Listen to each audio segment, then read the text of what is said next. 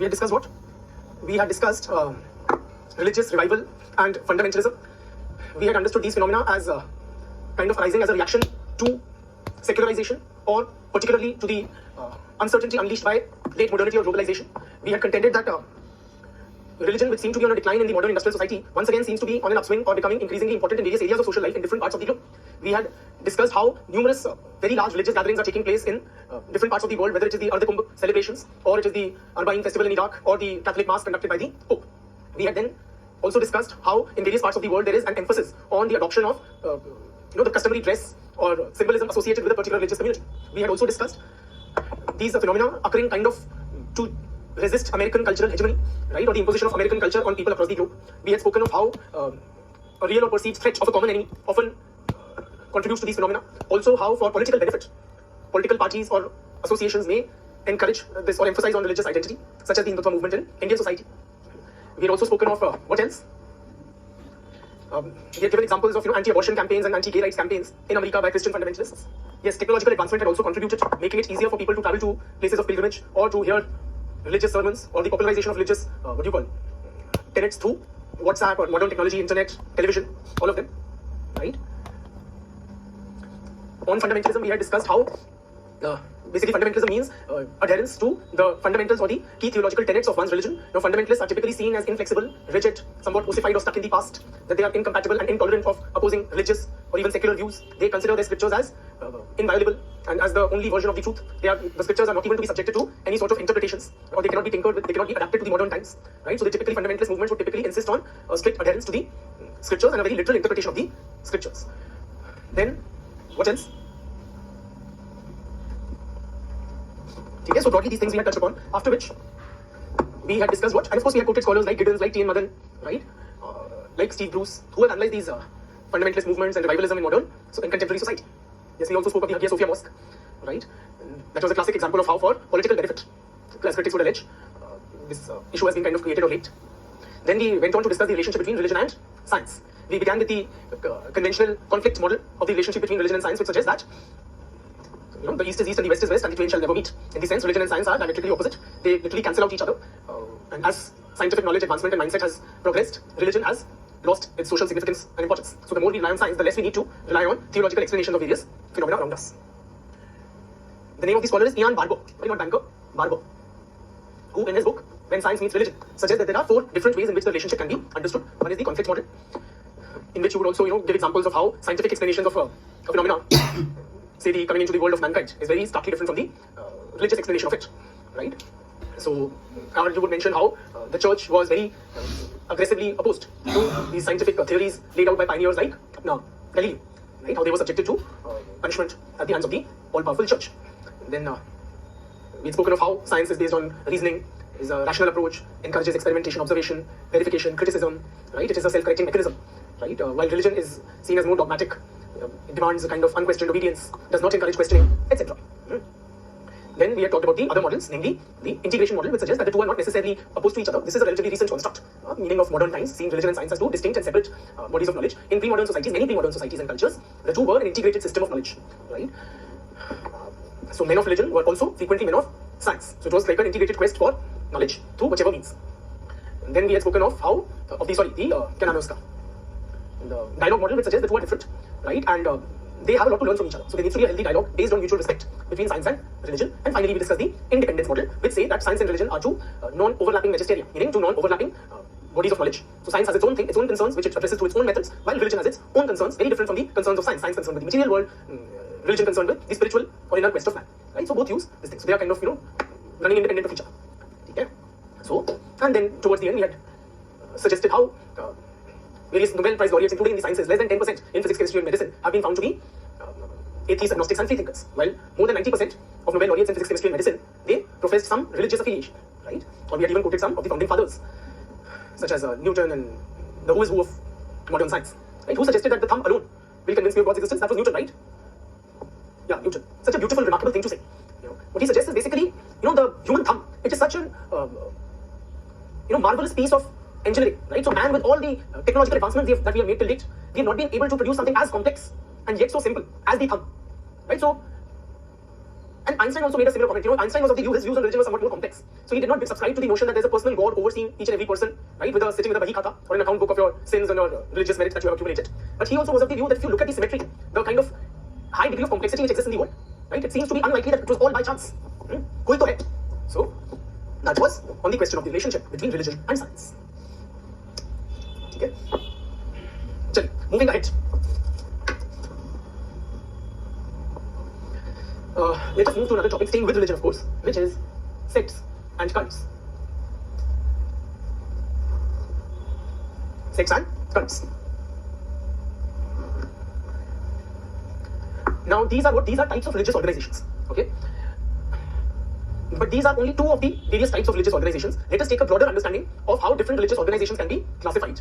So, according to numerous scholars, okay, and this is based on the work of scholars like Troeltsch and Howard Becker, they have developed the church sect typology, meaning they have classified religions into different types as follows.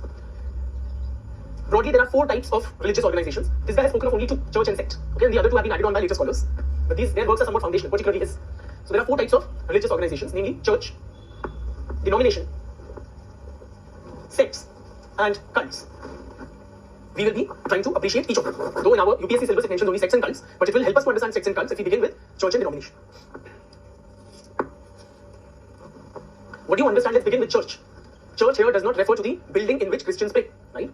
Or the Christian equivalent of mosque or the Hindu temple, right? It's not about the building. It is a religion is regarded as a church type or a denomination type or a sect under various circumstances. Now, what is church? Church means when a religion commands a monopoly over the religious truth in a society, then it is regarded as a church. When a religion enjoys a monopoly over the religious truth in a society, then it is termed as a church. Simply put, in such a society, everybody belongs to that religion, right? There is only one main religion.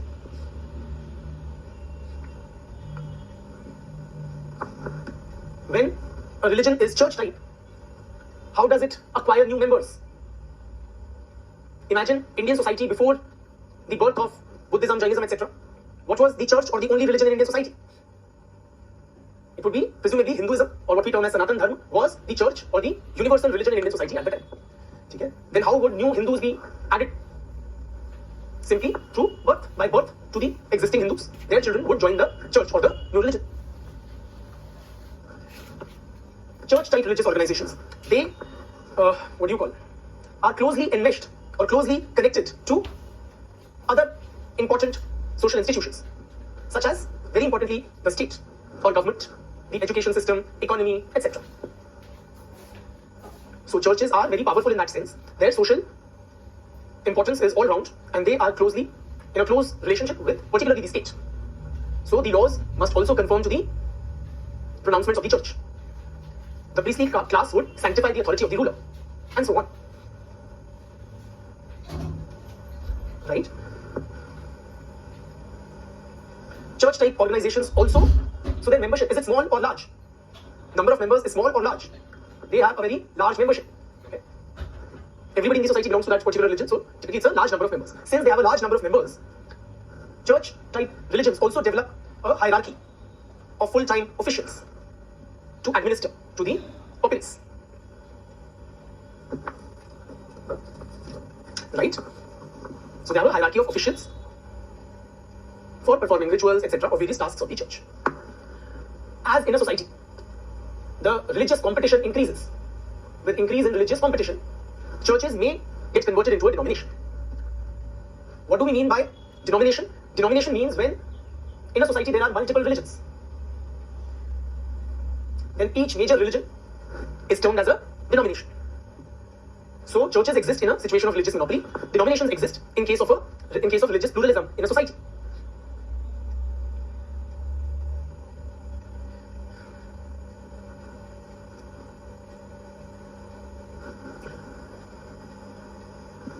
For example, friends, can you give me an example of a church? A classic example of church type religion would be the Roman Catholic Church in medieval Europe.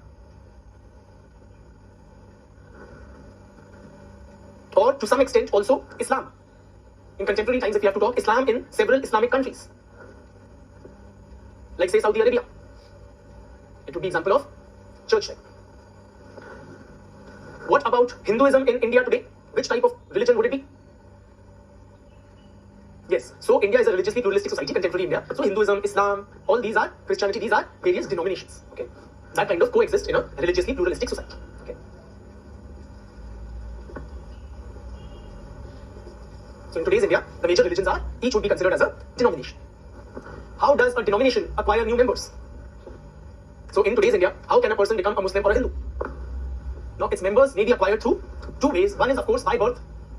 So by birth to the existing Muslims and their initiation into the parents' religion, or the other would be through conversion. Since there are people who do not profess that particular faith, some members of the other faith may be attracted towards a particular denomination. Right? Is the membership of a denomination large or small? Tell me. It is all very intuitive. Denominations are also typically, they have a large membership. Okay. Do denominations have a strong, intimate relationship with other aspects of social life, particularly the state? The answer is no. Typically, they do not. Why? It is a religiously pluralistic society. So if state is to be closely aligned with a particular religion, then conflicts may arise as to which religion should the state be aligned with. So typically, denominations do not have that kind of do not have an intimate relationship or a close nexus with other social structures like state or education.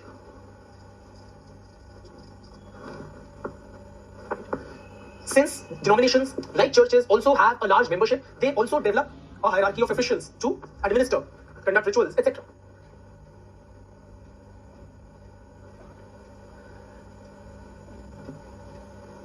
Also appreciate, friends. Now, which of the two you would expect to be more tolerant and accommodating of an opposing religious view, church or denomination?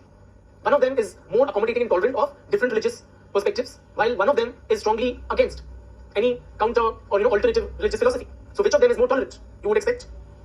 Correct. Denominations are more tolerant. Simply, practical need, they exist in a situation of religious pluralism. Right? So they are unable to claim a monopoly over the truth. Churches, on the other hand, they want to zealously guard their monopoly over the religious truth. So if any new leader, persuasion, or any new philosophy emerges, which claims something which is contrary to what the only true religion in that society says, churches typically react violently, or they are in general intolerant of an opposing religious perspective. Right? So churches are somewhat intolerant of opposing viewpoints, religious viewpoints, while these guys, denominations, are more accommodating, accepting of. They typically do not claim to have a monopoly over the religious truth, but accept that others can also have, legitimate paths to, being one with God. Okay, so churches are in that sense somewhat intolerant. Okay. What would be an example of hierarchy? For example, the Roman Catholic Church, it has a very well-developed hierarchy with the Pope at the top. Right, followed by various bishops and then whatever, I don't know the exact terms they use, but there's a hierarchy of church officials with varying degrees of authority, areas under their jurisdiction and so on, right? Till the priest at the bottom of the hierarchy of the local church. Okay, so that would be a hierarchy of church officials. Actually, so that is about that. So churches and denominations, these are both large, old, established religions in a society. In contrast to churches and denominations, friends, sects and cults are relatively newer and relatively smaller religious groups. Sects and cults are relatively smaller and relatively newer religious groups. Beginning with sects, I'll distinguish between them as we proceed. Okay, but in contrast to churches and denominations, which are both of these are, they are conservative. They are what do you call, old and established religions with very wide followings. Okay, so are denominations like that. Also appreciate, church and denomination typically draw their membership from which strata of the society? Upper strata or lower strata or middle strata or all strata? All strata, yeah? Since all members of the society here are the members, right? So you would expect a representation of all strata there. So whether I'm poor or I'm rich, if everybody is Hindu or everybody is Muslim, then so am I, if Islam is the only religion in my society. Okay? So they, and likewise denominations also have a very wide membership base, drawing members from across social strata. Upper class, middle class, lower class. Okay? So these are somewhat mainstream, religious groups. This is what the typical Joe or the average Joe in the society follows. Churches as well as denominations. They are well respected, well regarded, established, old. Okay? In contrast, sects and cults are relatively smaller, relatively newer religious groups. Now let us discuss sects and cults at some length. Now friends, regarding sects, they basically are relatively, you may keep writing also, they are relatively newer and relatively smaller religious groups. that have arisen in protest against certain aspects of a parent religion. That have arisen in protest against certain aspects of a parent religion. So typically, friends, sects consider that the parent religion has over time been somewhat corrupted. Okay, or the society has been corrupted and the parent religion is not being adhered to in its pristine glory. So they typically advocate a return to the true form of the parent religion. For example, friends, what did Saraswati say? Go back to the Vedas. Modern day Hinduism or Hindu society practices sati, untouchability, child marriage, and whatnot, all of which does not have religious sanction in Hindu society. So the society has become decadent and corrupted. It needs to be rectified.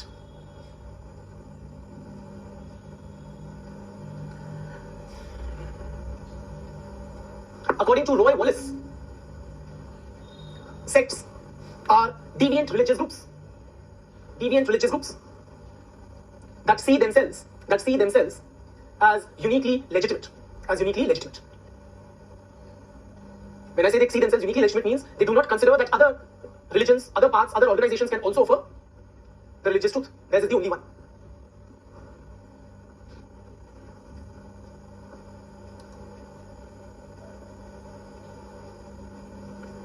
Sects demand very high level of commitment from their members. Very high level of commitment from their members. Sects are typically in conflict, in opposition with the wider society. Why? Because the wider society, the parent religion dominates, and these guys are suggesting that something is wrong with the parent religion. So they would come in conflict with the wider society. That is why they are also not considered as mainstream or respectable, but are considered as deviant religious groups, according to Roy Wallace.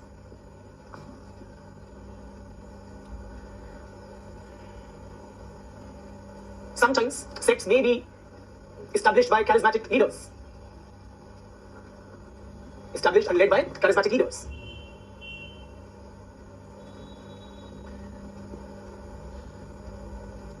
Some examples of sects would be, say, Arya Samaj, Brahmo Samaj. So all of them emerged from the womb of the parent religion of Hinduism, contending that there have been certain discrepancies, corruptions which have permeated Hindu society, and now we must revert back to the old true religion. Yes, Buddhism and Jainism at the time of their birth were sects. According to Stark and Bainbridge, here is the spellings. Sects are groups that are formed. Sects are groups that are formed as an offshoot of an existing religion. Sects are groups that are formed as an offshoot of an existing religion, as a result of a schism. Schism means division. As a result of a schism or division in the parent religion. Now, what would happen to a sect, friends? Over the course of its life. So here you have sects and we have made church and denomination, right? Churches may turn into denominations as religious competition increases. Now, what would happen to a sect? Sects may either fizzle out or die out if they are unable to keep up the enthusiasm of the participants beyond the first generation, since they demand a higher level of commitment from their members. It is difficult to adhere to the high expectations that membership in a sect demands. So if I belong to a particular sect, my next generation may not be as enthusiastic, may not as fully endorse the teachings of the sect. Belonging to a church or denomination is not that difficult, relative. They do not make as strong demands from their members. But sects do, and also these guys are mainstream. Sorry, churches and denominations are mainstream. They are respectable, everybody is doing it, or a large number of people are following them. But sects are somewhat seen as deviant. So it's like the smaller group of committed people who are following that religious path. So sects may either die out if the commitment of the members cannot be sustained beyond or in the subsequent generations, or sects may turn into denominations if they become successful, start acquiring more and more followers. Then over a period of time, they would also kind of become another mainstream religion. In that case, okay, for example, Buddhism and Jainism, one could argue that they emerged as sects from the womb of the parent religion of Hinduism, criticizing certain aspects of it. But now, in today or contemporary India, they can be regarded as denominations. So they have also become mainstream, respectable. And when they do so, when sects become denominations, they lose their, those elements of their philosophy, their worldview, which conflict with the mainstream view of the society. So they also becomes mainstream simply. Or another thing that could happen to sects, a third thing, so either they die out, or they become denominations, or they could become institutionalized. Meaning they remain sects, but then they also become somewhat, not mainstream, but they also somewhat, they stay as they are, in a way. Now, sects and cults, given that they are relatively newer and relatively smaller, they do not have a well-developed hierarchy of officials. Their membership size is smaller.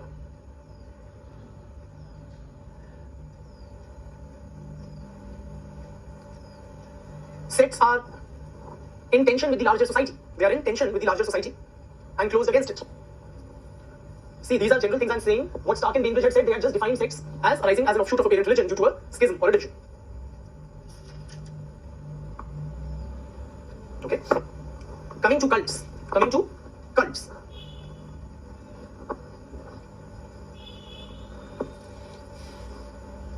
Friends, cults, like sects, are also relatively newer and smaller religious groups.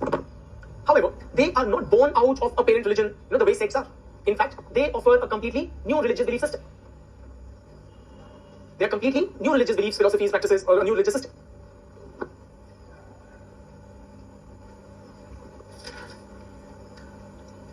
According to Stark and Bainbridge, cults are new religions. According to Steve Bruce, a cult is a loosely knit group. Loosely knit meaning they do not make very high demands on their members. Members are not expected to be very highly committed in a cult, unlike in a sect. Sects demand complete, total involvement and adherence from the members. It is very difficult to this thing. Cults, on the other hand, they have a very loose affiliation. The members have a loose affiliation with the cult. So oftentimes, for the individual, it may be the most important aspect of his life if he belongs to a sect. But belonging to a cult may not be the primary or defining feature of the life of the individual. So cults are loosely knit groups organized around some common themes. According to Bruce, cult is a loosely knit group organized around some common themes and interests, but lacking any sharply defined and exclusive belief system. I repeat, according to Bruce, a cult is a loosely knit group organized around some common themes and interests, but lacking any exclusive and clearly defined belief system. So cults, friends, they are loosely knit. They do not have a clear doctrine. In fact, he suggests they have customers, not members. Cults have customers rather than having members. Meaning, they may have a very, very fleeting association with the cult rather than a strong commitment to the beliefs of the cult. However, friends, this view of cults as demanding less from the members is not universally accepted. It is not universally accepted. Other features of cult which are emphasized include an emphasis on individual peace.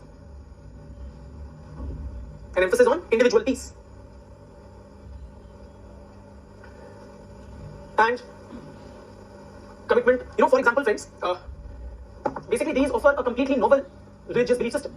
Something out of the blue. Something which has not been there in the society in the past. For example, there are several UFO-based cults in the US, such as realism, or Heaven's Gate. So according to these UFO-based cults, UFOs are they are the creators of life and everything on Earth, and these, what you call aliens, so they are the big daddies, they are the gods, big daddies of the human race, and they have this thing. Now as the Earth and life here is getting more and more decadent, these guys will come and they will destroy everything and kind of start afresh, and only those who pray to them, acknowledge them, whatever, they will be saved or whatever. Right? Like in many of these UFO-themed movies like Independence Day and all, you would have seen that some people are praying to the UFOs, etc. Right? So they have their own kind of thing going on. A new belief system altogether they are offering. Okay? Now, in the public discourse, friends, the term cult has acquired a negative connotation. The term cult has acquired a negative connotation in popular discourse, in public discourse. Why? Cult is often associated with brainwashing, mass hypnosis, right? Something very irrational. So, social scientists sometimes prefer to use a more neutral term instead of cults called new religious movements. New religious movements.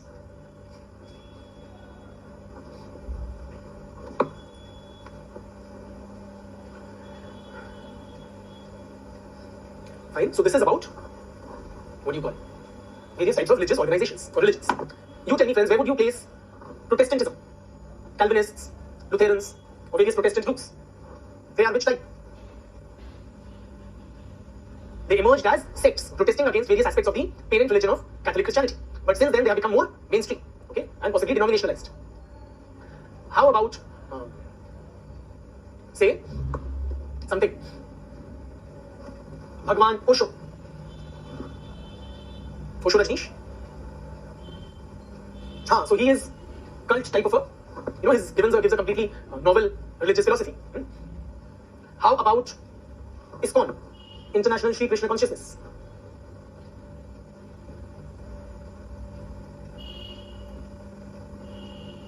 Many of you are classifying ISKCON as a sect. Please appreciate, ISKCON, particularly its popularity amongst Westerners. In the West, it would be what type? It would be in the nature of a cult. So Krishna worship is a completely novel kind of a phenomenon for the West, where the parent religion is Christianity. So for them, it is not born from the parent religion of protesting certain aspects of it. Okay? So it will be more in the nature of a cult or a completely new religious belief system. Then another would be, say, Nation of Islam. Nation of Islam is what? It was a movement amongst American blacks. Okay, or who are technically, politically correctly termed as African Americans. American black populations, there emerged a movement amongst them, this Nation of Islam, which claimed that Islam is the original religion of the blacks. And they have been, sometime back in history, they have been converted to the slave religion of Christianity. Okay, so they must now give up this slave religion, the slave name which has been given to them, and revert back to the parent religion of Islam. Okay, some popular figures associated with the Nation of Islam have been, any person you can recall? Absolutely, Muhammad Ali, right, who began his life as Cassius Clay and converted to what he deemed to be his true parent religion, which was Islam. Okay, Muhammad Ali has been one of the most public, renowned faces of this movement. He is the boxer, right, who stings like a bee. So, what would you classify Nation of Islam as? Sect or cult? It's a cult. It's a cult. They claim that it's a reversion back to the parent religion of Islam, but please appreciate, in the Western context, where there is no Islam as such, the parent religion is Christianity, or long back Judaism, right? So it is more in the nature of a cult. It is their philosophy, their worldview, that they're going back to the parent religion, but it is more, rightly speaking, with the nature of a cult. Now, why do sects and cults emerge? Let us try to appreciate. Why are sects and cults growing? First reason, you tell me, friends, sects and cults are more likely to arise amongst the privileged or the disprivileged?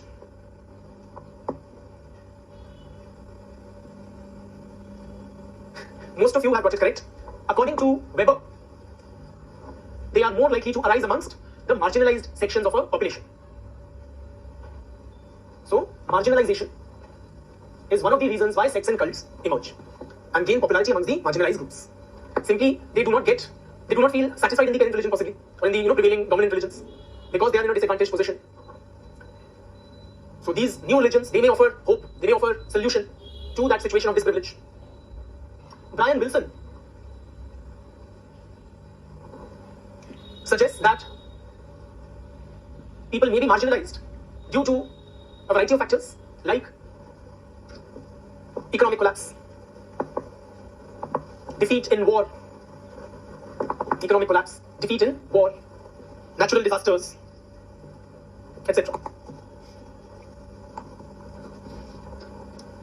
Secondly, friends, tell me, like all these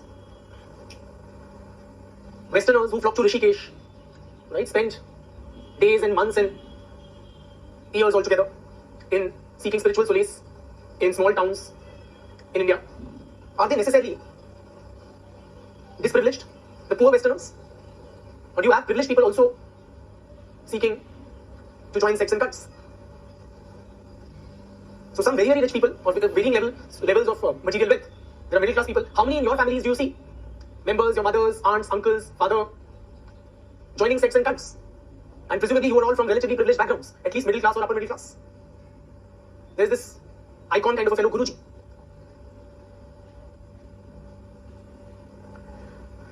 And so why do the privileged, or how do you explain the privileged joining these new movements? Absolutely, Will Smith and the Beatles and what have you. That would be better explained by the concept of relative deprivation. Meaning they feel they are deprived of something. They have the material comforts, material prosperity. But पैसे से क्या ही होता है? पैसा तो हाथ का मैल है. Meaning money keeps coming and going. For those who do not understand Hindi, right? It is only a small matter. What matters? What is difficult to obtain? What these sects and cults can offer me? It is because I suffer from spiritual deprivation. Material prosperity, but spiritually I feel deprived. So, according to Roy Wallace, those who are materially prosperous but feel spiritually deprived seek salvation. Seek salvation in the sense of community and belonging that these groups offer. Right? So their typical refrain is that the world is too materialistic, too impersonal. Okay? According to Roy Wallace, those who are materially privileged but feel spiritually deprived, they seek a sense of belonging and community in these groups. Another important reason, you tell me friends, sects and cults are more likely to arise during periods of rapid social change or during periods of stability.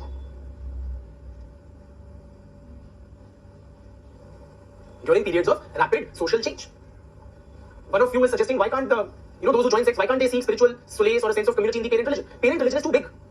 It is too, it possibly has also become too commercialized. It is too mainstream, it is too impersonal. Right? So I want some personal touch. I want that hand holding. I want something which appeals to me. Chali, coming to the third important factor, which is rapid social change. According to Wilson, sects emerge and gain popularity during periods of rapid social change. Why? Because periods of rapid change, they are associated with greater uncertainty, less clarity. So people want to cling to something which will be a life anchor for them, which will give them greater clarity, a sense of belonging, etc. According to Steve Bruce, sects witness a growth because of the conditions created by modernization and secularization.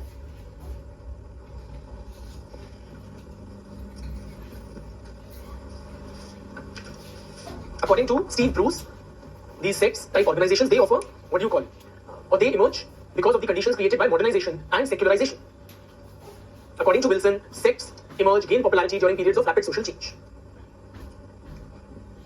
Okay? So these are some of the ways in which the growth of sects and cults has been analyzed. Another aspect you can understand is technology, of course.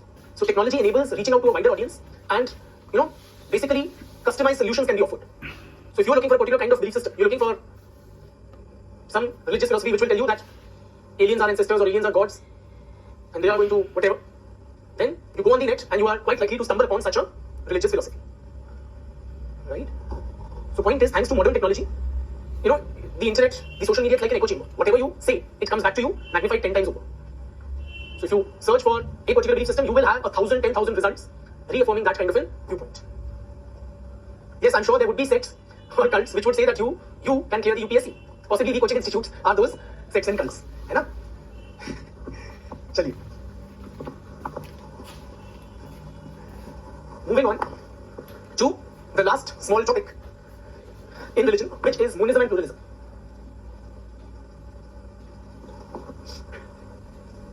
Monism and pluralism. Brahma Kumaris would stand where?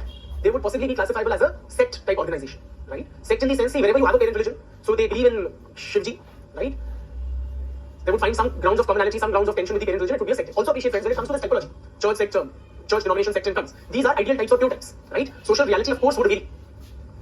It would be more complex and messy than that. For example, we said that in contemporary times, Islam in Saudi Arabia is a, is a church. But then again, does Saudi Arabian society has no religious minorities or those of other persuasion? Of course it does. Right? So almost no modern society is completely bereft of religious minorities or is completely homogeneous in terms of. Okay? But then again, yes, it does exhibit several characteristics of the church-type organization. Likewise, we said Hinduism today is denomination. But critics would suggest that in BJP's rule, it is taking on a church-type characteristics. Right? That there is a greater, closer mixing of religion and politics, or the state passing cow protection laws, and so on and so forth. Or the head of the government sanctifying the laying down of a place of worship, and so on. So these are pure types or ideal types. Reality is often more complex and messy than that. Coming to monism and pluralism. Now these are what is monism? Monism is a religious philosophy, I'll make you right also. Monism is a religious philosophy, friends, which considers that all reality is one. All is God. Or there are no two things. Everything stems from the same divinity, the same cosmic principle, the same omnipresent, omnipotent force, what one may call God. We are all, and please distinguish it from monotheism. Monotheism means there is one God. Okay? Monism, on the other hand, means that all things, all reality is one and the same. Now this is going to get religious, abstract and philosophical, but that's what The concept is like, and just to put things in perspective, these have not been asked in the UPSC exam, but they've been mentioned in the social syllabus, so we are discussing. Okay? But given the past trends, unlikely to be asked. And having said that, we will study what they mean. Monotheism means that there is one God. Okay, the opposite of monotheism is polytheism, meaning there are multiple gods.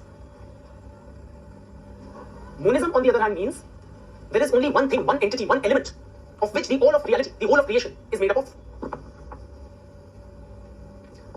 Please write down, it will become clear. Monism is a philosophy which proposes that all existence is one. It is a religious philosophy which proposes that all existence is one. Monists, meaning those who profess monism, monists believe in the unity or oneness of all reality. The term monism was used by Christian von Wolff. Christian von Wolff, to refer to those philosophies,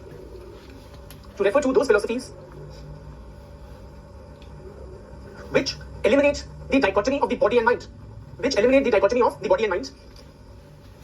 and explain all phenomena by one unifying principle.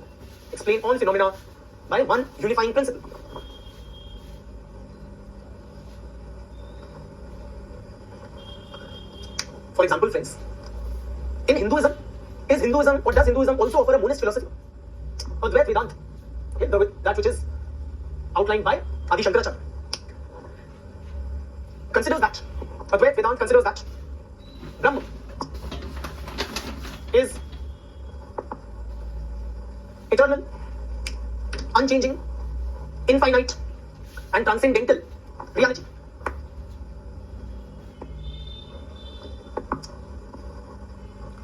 Brahma is, I repeat, according to Advaita Vedanta, Brahma is eternal, infinite, all-encompassing, unchanging, and transcendental reality.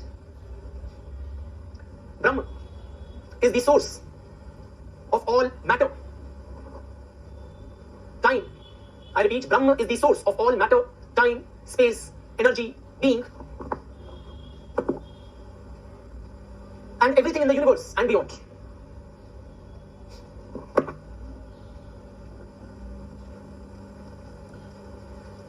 Brahma is the highest principle.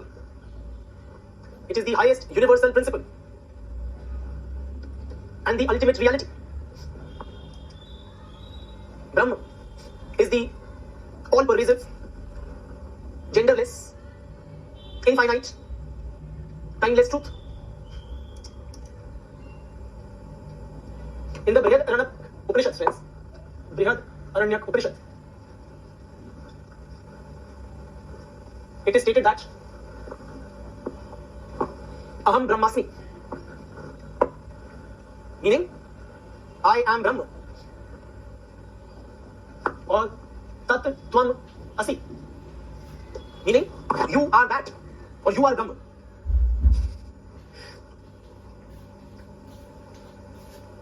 Brahma has been elsewhere defined as Sat Chit Anand.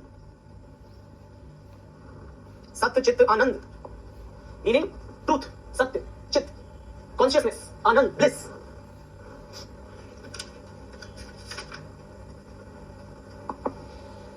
Right? So Hinduism has a strong monist streak in Advaita Vedanta philosophy, even in Sikhism. Let me quote to you from the Sikh scriptures. So in the words of Guru Gobind Singh Ji, for those who understand Punjabi even better, Jio Jal Mehi Jal Aaye Khatana, Thiyo Jyothi Sang Jyot Samana. Arthat, meaning as water blends with water. Right? Say it is like a river stream which merges into the sea. His light blends into the light. Okay? Meaning what? In Sikh philosophy, Atma is considered as emanating from and eventually merging into the Paramatma. Or the soul is a part of the, what do you call the divine cosmic soul or Paramatma, or the supreme soul. It has emerged from the supreme soul and it will eventually merge into it. You know how in a flame there are flickers which emerge, which are composed of that flame, and then they die out or merge again into that flame. Tattvam Asi means you are that, or you are Brahma. Chandogya Upanishad in fact says Sarvam Khalvidam Brahma. All this is Brahma. Okay, so point is that this is what we call the monist philosophy in religion. Okay, coming to pluralism. The word pluralism, friends. Now, even in Islam, okay, according to some scholars like Vincent Cornell, the Holy Quran also provides a monist image of God. Though many scholars would disagree, many scholars of Islam would disagree with monism in Islam. But according to Vincent Cornell, even the Holy Quran provides a monist image of God.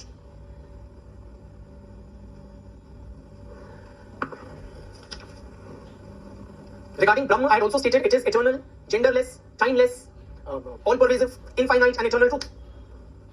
Okay, coming back to pluralism. So monism simply means a doctrine of one, a doctrine of oneness of all things. Pluralism, on the other hand, means there are multiple. So there is no one reality, there is a plurality of reality. One variant of pluralism is dualism. Dualism means there are two things. If monism means that all is one, there is only one reality and we all are a part of it. That is monism. Pluralism holds, or particularly its variant dualism holds, no, all is not one. There are two distinct things and they cannot be merged, they cannot be equated with each other. Particularly, dualist religious philosophies consider that the creator and the creation are two distinct, separate things. So pluralism holds that there are many kinds of things. According to William James, it's a doctrine of multiplicity. It's a doctrine of multiplicity, according to William James. Dualism contends that there are two levels of reality or two different kinds of things which are very distinct from each other and the gap between them cannot be bridged. So dualistic religious philosophies maintain a very clear distinction between the natural and the supernatural, the creator and the creation, the temporal and the eternal, right? For example, Christianity is widely considered to be a dualistic philosophy, which is quite unambiguous, quite clear that the creator and the creation cannot be merged. Okay, who is inferior? Much inferior. The creation is inferior. Okay, and the creator is high above and clearly separate from its creation. So the creation is in many ways the plaything of the creator. Okay, and with that we are done with religion. This portion may be abstract. Okay, what we have discussed, monism and pluralism. The only good thing is it has not been asked in the past. I do not recollect it being asked in sociology paper, and so it has relatively less weightage. Okay, and another thing, friends, regarding the word pluralism, in the context of religion, it may be interpreted in another way. Meaning, when we say religious pluralism, what do we mean? That there is a presence of multiple social groups in a society, multiple religious groups in a society. For example, Indian society is considered religiously pluralistic. Why? Because in Indian society we have different people of different religious persuasions. We have Hindus and Muslims and Christians and Buddhists and Sikhs, etc. Okay? So that is about religion. Now we take a well-deserved break, after which we embark on a new journey.